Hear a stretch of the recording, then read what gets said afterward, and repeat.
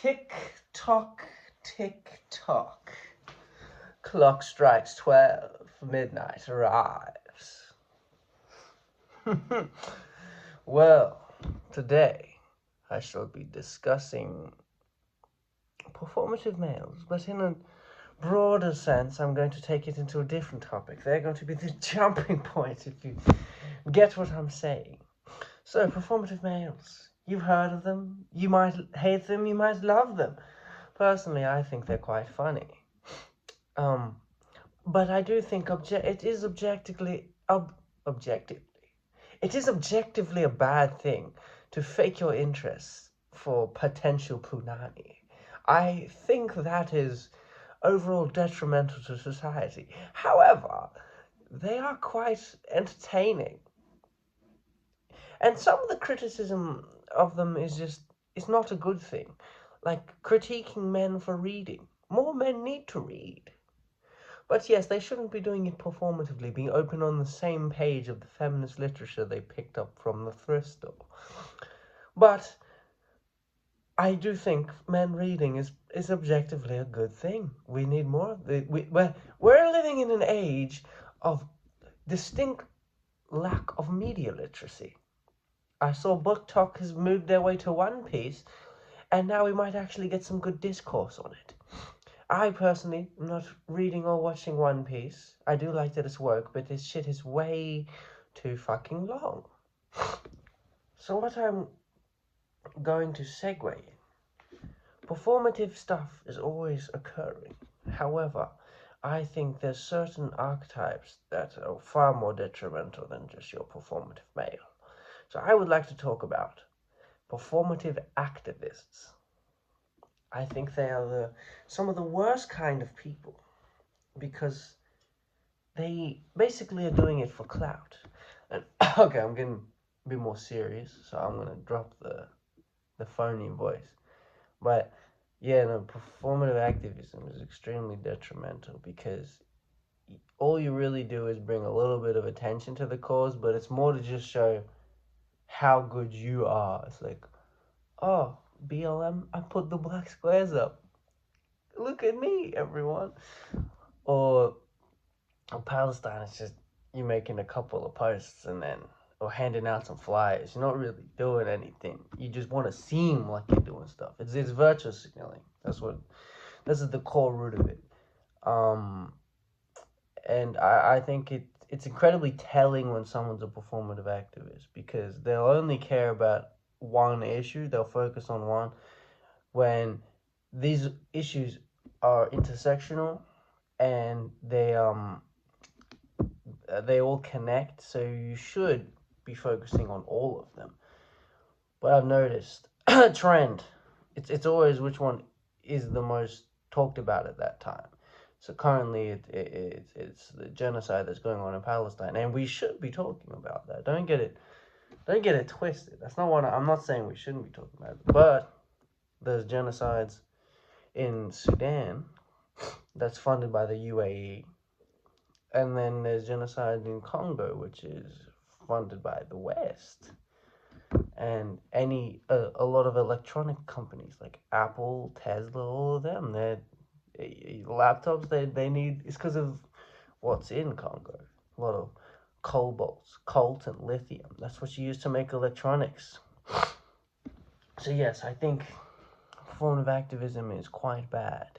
Performative males, not as bad, because they are somewhat funny. But I wanna talk about how a lot of leftists these days would fit into that category. The most popular example is, especially if they're like Democrats or like essentially center leftists, then they're much more likely to fit into this category. They'll say, "Oh, what the right is doing is abhorrent," or all of that. They'll be like, but they won't actually do any action about it. They'll just sit there, have their debates, and collect their check. You're not doing anything. You're just filling your own pockets off of left-wing rhetoric that you probably don't fully believe in. I'm talking about Dean Withers. That motherfucker saw that heinous bitch Charlie Kirk get murked, and then he was like, "All right, guys, you're going too far. Why aren't you as sad that he died as I am? That was how I made my money. What the fuck?" And then he's like, "Oh, this is where you draw the line.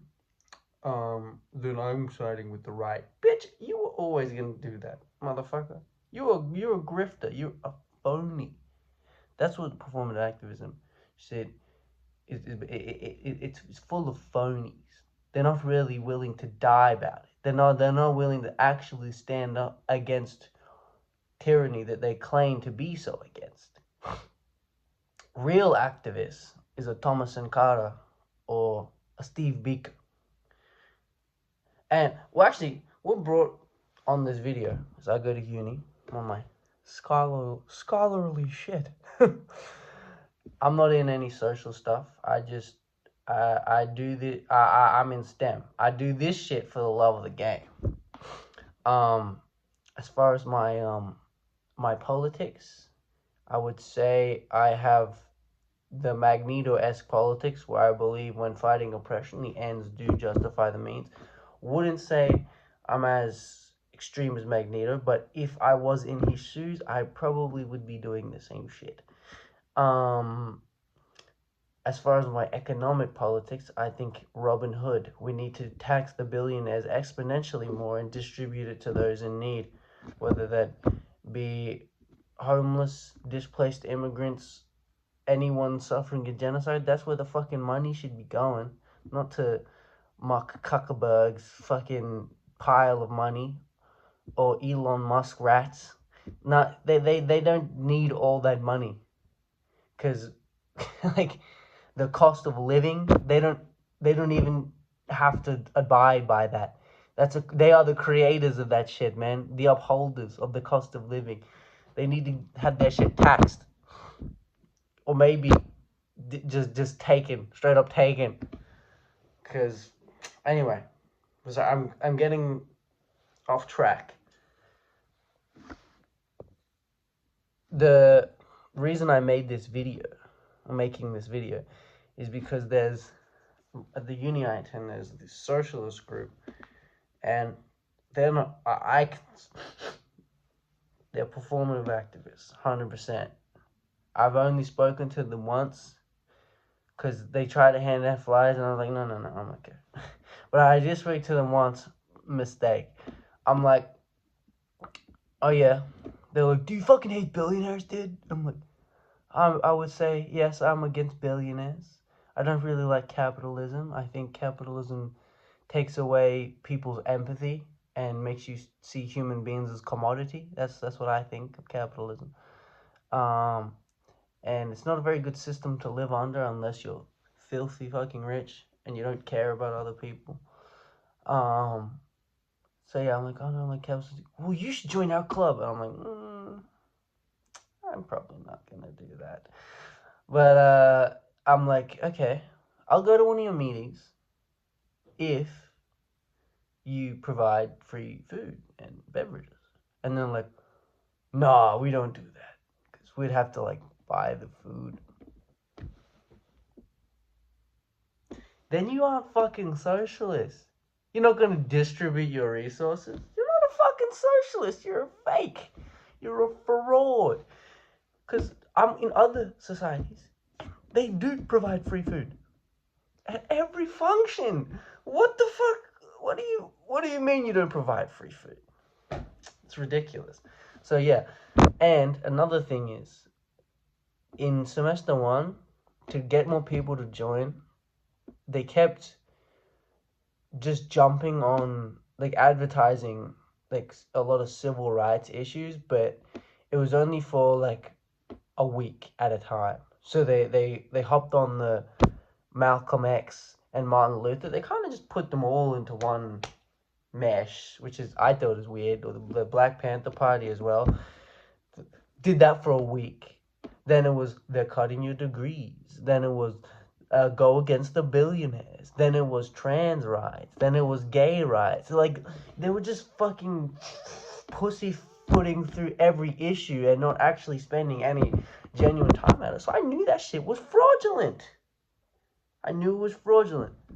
None of these people are willing to actually put their safety on the line to fight against the oppression they're so against. They really feel like rich kids masquerading as saviors of the poor. That's what it looked. That's what it was giving to, in my opinion. So yeah, if any of them see this, which they won't, because I'm niche as fuck. Yeah, I see through you. I see through you. Because they also only talk about Palestine. They don't talk about anything going on in Congo or Sudan. And those two countries have been fucked over throughout history, throughout colonial history, especially. Look up the fucking Belgium chocolate fingers, and you, it's gonna be a lot. It's gonna be brutal. I'm not gonna lie.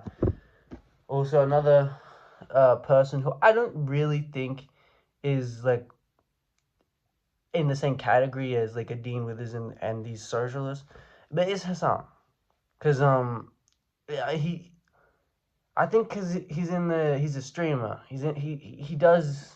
I think he cares for it, but he's definitely more concerned about getting clips than actually making a difference. In my opinion. I saw where someone asked, "Oh, why are you talking about Sudan?" He got really mad. He got really, and he definitely phrased it in a way that you could take it. But he has spoken up, like protest against ICE, against what's going on in Palestine. He's been in the field, so I don't really want to be as critical of him as like a Dean Withers, because Dean Withers is just a fucking bitch that has no morals. You don't stand on shit. Like, I'm also just sick of the whole debate. Oh, let's debate a Nazi. Oh, let's debate this fucking racist. Fuck that, bro. You either call them out and you just get them to fuck off, or you beat the shit out of them. Like that's my fuck debate. Let's square up. Like I'm not interested in debating with a fucking Nazi or a racist. They look better on the pavement, being fully transparent. Um, my family is from a place where your race was your class, and the people there were so ostracized, and there's no resources, and it's still pretty much like that even after government change and now anyone can vote. It's still very much a victim of colonial oppression, um, to the point where now people that look like each other are just killing each other for over scraps. I was talking about this in my Cyberpunk is Real video, but yeah, the poor is just fighting over scraps. And then when you tie intersectionality, like your race, your gender, all that, it gets even worse, bro. So I'm very passionate about actually being about it, because a lot of these influences or these socialist groups, they're not really about it, and you can fucking smell it from a mile away. But yeah, I I I want to leave you guys with something. Whenever a group is dehumanized, violence follows shortly after, or the strip of human rights is followed shortly after. I was telling my little cousin about this. Dehumanization is always the first step. We can take a look through a bunch of different groups. So, when Europeans went to Africa, they called them savages, underdeveloped, that they needed to be taught the proper way of being a human, essentially.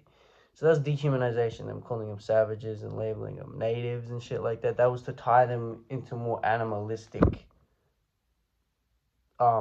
descriptions.